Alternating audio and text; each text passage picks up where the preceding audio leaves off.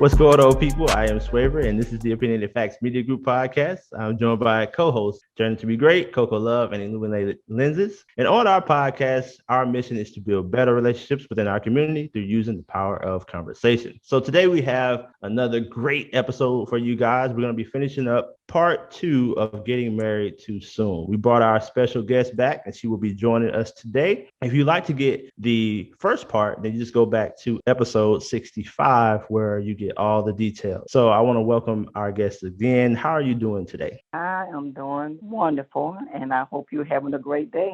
All right, Charles. So we're gonna go right into it. So in the last episode, when we was finishing up, I know you were talking about how you and your husband were having some issues, and he had found another young lady. Things were just going wrong, and it's like you were seeing more things and opportunities for yourself, and you just come home and tell him about those opportunities, but he didn't seem to be catching on. It's like he just wanted to stay in the same spot or whatever. And I think for you, you was on your way up or trying to do better, and that's kind of where we stopped. So now I want to get more into, at this time, how did you go forward after discovering he had a mistress and he wasn't trying to grow with you? And we'll have that as part 1, and then we'll have like what was going on to lead up to the divorce as part 2, and then advice for anyone that is in the same situation as experiencing that, similar to what you got going on. So we'll just start with that. So after discovering all of these different things and knowing that you guys were going in different directions, how did you feel? I would think at this point probably was numb and probably at that mindset, accepting. I really did not know where the future would take us, but I just think I probably just numb,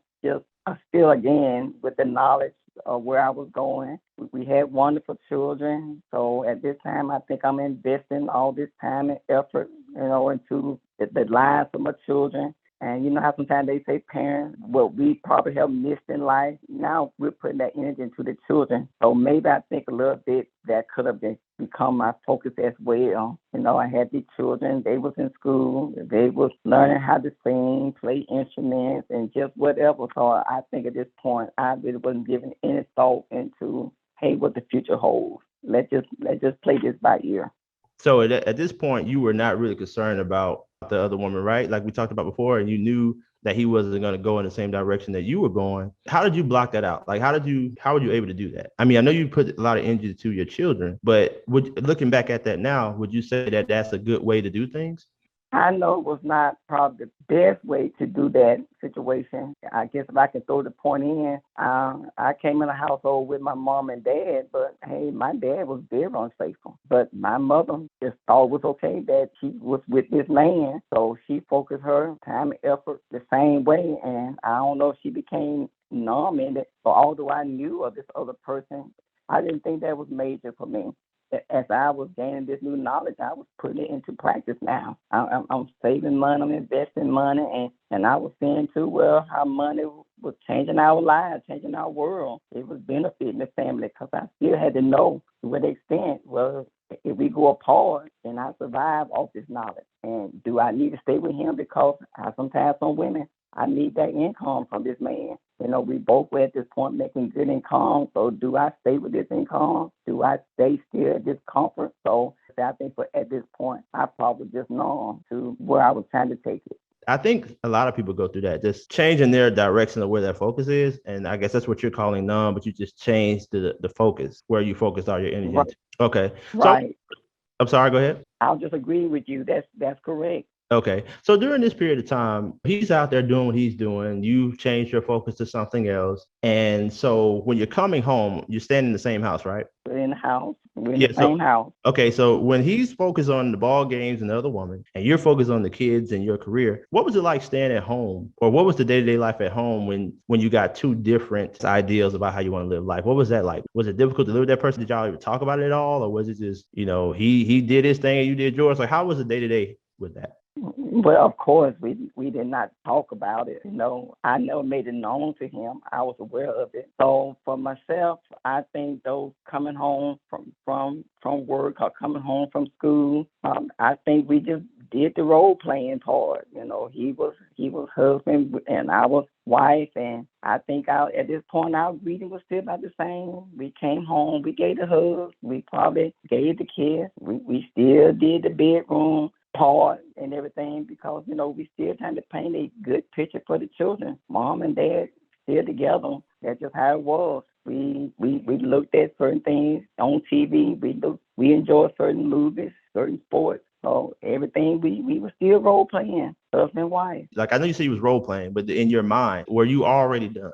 No, I don't think at this point I said it was over. I think knowing the unfaithfulness of my dad, my parents, they made through all those unfaithful years. Maybe I'm hopeful. I'm not sure, but I just was not focusing on whether we were going to end our marriage but we're going to make it through. But it just was not the main point at this point. I wanted, it's possible maybe the family could, heal from this. I'm not sure or recover from it, but I'm wife and he's still husband. So I had some friends, they only would come up to me and they would say, "You still married?" And I would say, "Yes." And they too would tell me that they heard or they had seen and everything. So, but still, I was not focusing on that.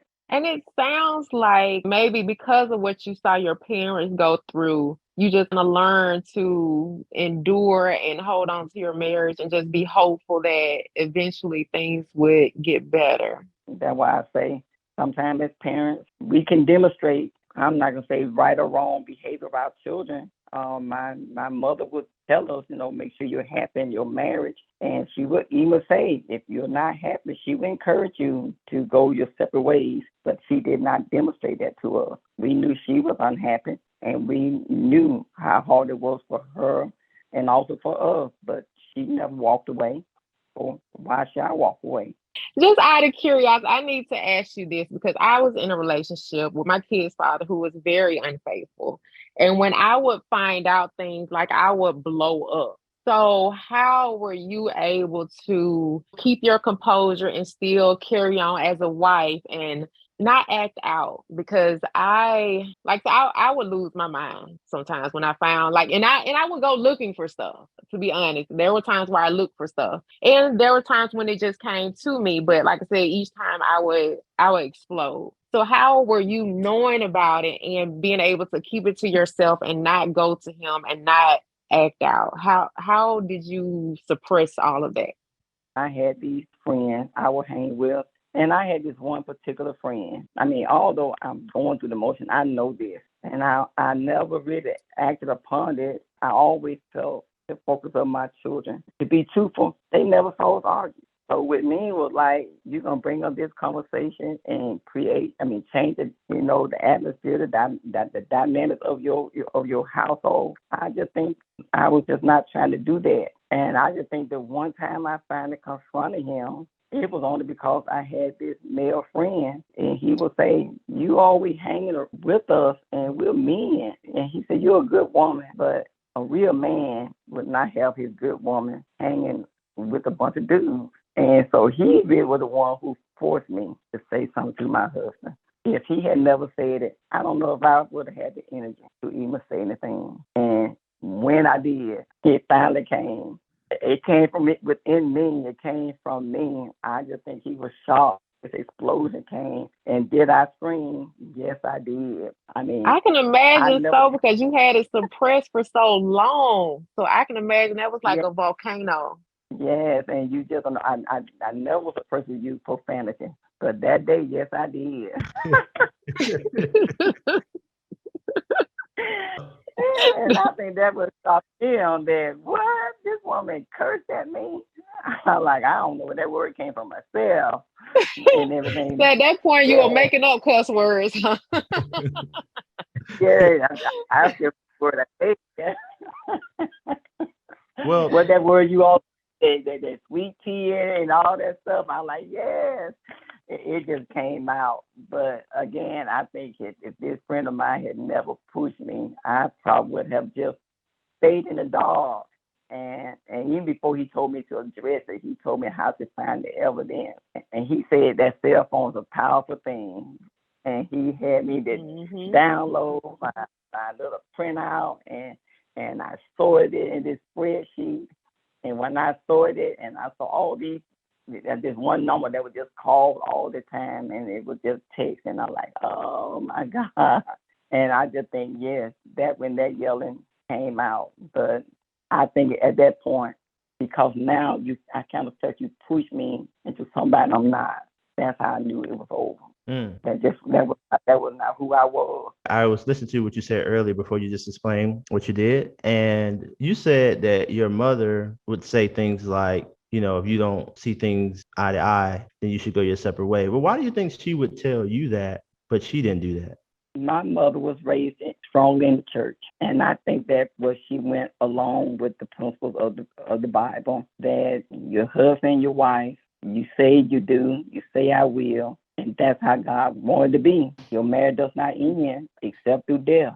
But I think as she probably was now sensing her unhappiness, and she probably was saying, yes, I know the word of God may have said that, but I want my children to be happy. But so although maybe hope for herself, I don't think she wanted that for her children. Okay. Yeah. Okay. That makes sense. So we're going to move on a little bit to, all right, now your the friend just really put the fire behind you to go and just confront your husband about the things that you've been learning about. But I want to ask this question here. Do you think it was anything that you did that caused your husband to go and do what he did? Like, you know what I'm saying? Like, maybe you didn't even know you did it. Good question. I say it's a good question because yes, I can share this on this podcast. He said sexually, he really was not. He didn't favor me. Oh. And I'm like, oh, I say, wow. We've been together for many years, and sometimes men might have a stronger sexual drive. I hear that a lot, especially I talk to a lot of men that are married, and a lot of them just won't say that. And if they do, it's usually later on, like in the heat of the moment or something like that. But a lot of men feel that way.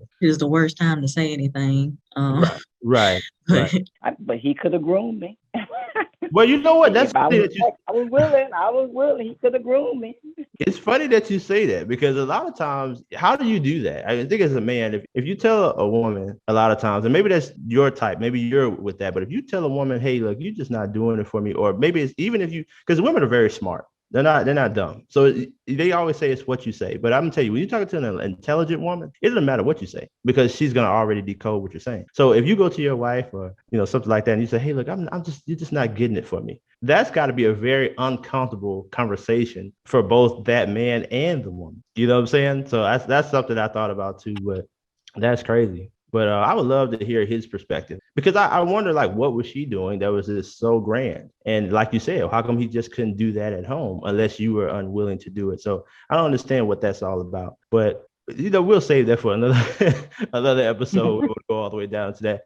But just okay. So now let's talk about, all right, the cat's out of the bag. We know what's going on here. That's an old saying, the cat's out the bag. But anyway, we reached the conclusion where we understand that we're basically getting to a point where this probably won't work out. So take us to that point. What was the final straw for you where you like, I've dealt with this, finally come out about it. I didn't had to curse him out the other day when I confronted him. Okay. Well, at this point, my son was on, I think he was on the football team, and I had to work late. Therefore, I was working late, and he was at the house. I'm thinking that he would definitely take his son to his football practice. But when I walked home, got to the house, my son was sitting at the table, and he was sad.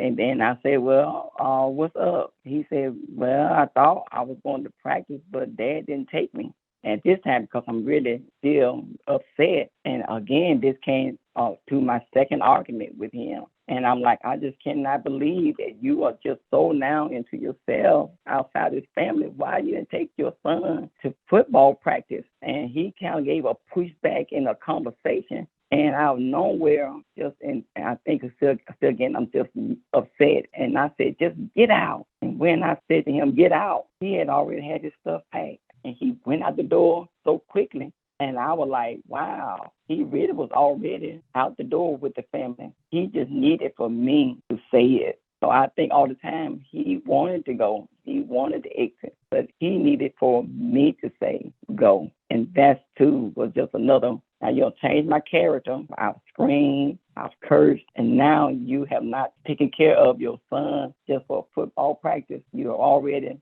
packed your things ready to go, and you leave. So that, too, was the second sign this got to end. I'm so interested to see or understand, and I know we won't get that from this interview, what was his perspective? Because I'm sure he had to know what he was walking away from. And even if he didn't initially, did he ever come to terms later on? Wow, like I really left everything. Because if you guys got married very young, then it's amazing to think that somebody can make that type of commitment to you and put all that time in and then just walk away from it all. That's always been something that's very interesting to me. Like people do 20 years, 30 years, and then they say, oh, well, I want to get a divorce now. It's like, why? So getting on to the next point, did you file to say, okay, it's over, I'm gonna go ahead and put the paperwork in? Did he ever try to come back? Did you try to reach out? Or how did you come to the closure leading up to the woman that you are today? Well, he did try to come back, but my mind was made up. I never changed my mind. I was determined to move forward with it. I did not file divorce immediately because all things takes money, and I needed my income to now manage the household. That was a big lump income that he took from me. So I could not put that into my spreadsheet at this moment. So it was about 7 months later before I was finally able to file for a divorce. And I just went on from there. And I know you said for a while you were numb. So I can imagine when he initially packed up and left, the shock, and there probably was some hurt, but was there like a relief also? It was, but it took me a long time. I had been with this person for 28 years, 2 years in courtship, 28 years in marriage, and this person was my best friend. I mean, I was so into him. I'll be honest, I didn't have that girlfriend. I never thought I needed a girlfriend because he was my friend. If I had any secret things I wanted to discuss, this was the person and everything. So, yes, it really just took a whole lot out of me. And I can still say it still bothers me today because that was my start in life with someone outside my parents. So I'm sure in any relationship, so even now I tell my children, I don't know if I should, I say if it's just not going right, I think it's best to bail sooner. Because the longer you stay in those relationships that you just not seeing is working, it's going to be harder to depart. And now you're going to pick up all those wounds that's going to come behind it. So those are things that just still go in my heart because it makes me feel like I'm a failure still. And so that's it. You want to get to know someone else. And you may say take some time to not to take those old bags into this new relationship. But if you don't put all those years, you're going to have those bags. It's going to take a long time to get those things out of you. So you're going to always judge that next person. And you still may go into it thinking you're a failure. I cannot be this good wife. I cannot whatever achieve. So I would just say, if anything I can share with the community, you might just change. And because sometimes we don't know who we're going to become later on in life. You don't know. You may start off one way, but later on you may become this doctor or lawyer, and you don't know. But at times, you would just boyfriend, girlfriend. So I just say, once you just see it, if it's just not there, I would just say it's best to depart. God forgive me for saying that. Well, no, I think you're speaking from what your experience is. Just listen to what you're saying. I think it had a lot to do with him not doing, and this is just from your perspective now. He probably would have something different, but just take it from what you're saying. He was unwilling to do what was necessary. I think had he done the things that he needed to do as a man, then I think it wouldn't have ended that way. And I also believe that I don't know if he ever talked to you about his desires not being met or whatever. I have not been married, but I will say that I think that just listen to this story, this could have easily been fixed. If he had told you what it was that he wanted, and then, you responded, and y'all had that conversation and then decided we're going to work through this no matter what, then I think that maybe today it would be much better. But I think to the selfishness in the relationship, that's what I'm hearing. Like he was just selfish. All he cared about is what he wanted and unwilling to work with you to work through things. So that's what I'm getting. Is that correct? Or would you say that that's not correct? Well, I cannot speak for him. And I'm going to still say, I would tell anyone, I played my part as well now because we did not think that we didn't go into our marriage expecting to change. But when I was changing, yes, I probably was sharing information. And although he did not bring up the conversation sexually, and he knew too I was into him and whatever I would have to adjust, I'm sure he knew I would have. But I would just say a little bit as I got out there. And you may now not be willing to change. So he now is with a new person and everything. So I had something to lose just as much as he had to lose. I could have also come to the table with this conversation. I could have blown up earlier. I could have cursed earlier, but I held all this in that I brought just as much damage. See, this is good.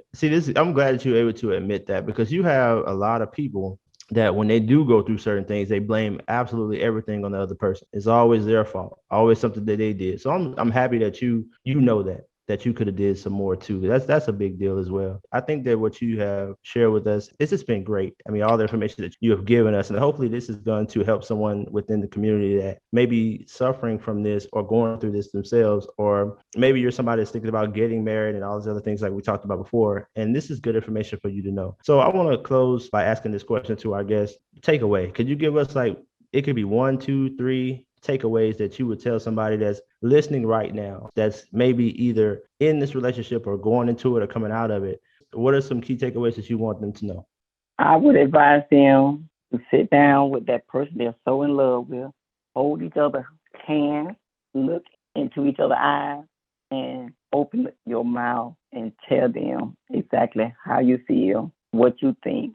Ask any questions. Ask where you see us in the future. And am I the one that you still want to spend your life with? Okay. Well, y'all heard it here on Opinionated Facts, man. So if my team, y'all got anything else y'all want to ask? No, I think that covers everything. Okay. But thank you again for joining us. You're welcome, and thank you for having me on. Thank you so much for sharing with us. We really appreciate it. I'm sure someone out there listening appreciates it too. But to our listeners, you guys tell us what you guys think in the comments below, or, you can write directly to us. Just let us know what you guys think. And if you want us to do more interviews like this, or even if you have something that you want to share with the community, come on, let us know what you got. And with that being said, I am Swaver. This is the Opinionated Facts Media Group podcast. I'm joined by co-host Journey to Be Great, Coco Love, and Numerated Lenses. And until next time, peace.